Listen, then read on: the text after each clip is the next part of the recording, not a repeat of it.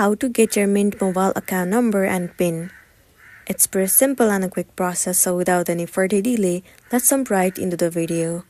So first thing first, you need to open the Mint Mobile app or website.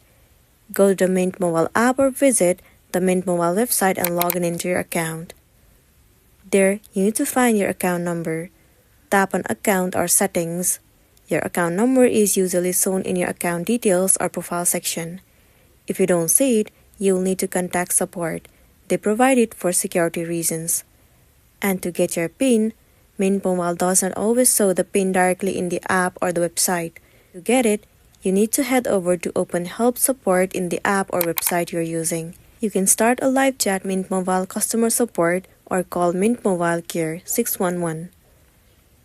Also, you need to verify your identity. They may ask for phone number, email address, and account verification details. After verification, they will give you your account number and PIN. And that's it. You will use these details when transferring your number to another carrier. If this video helped you, give it a like and check out our next tutorial. Thank you.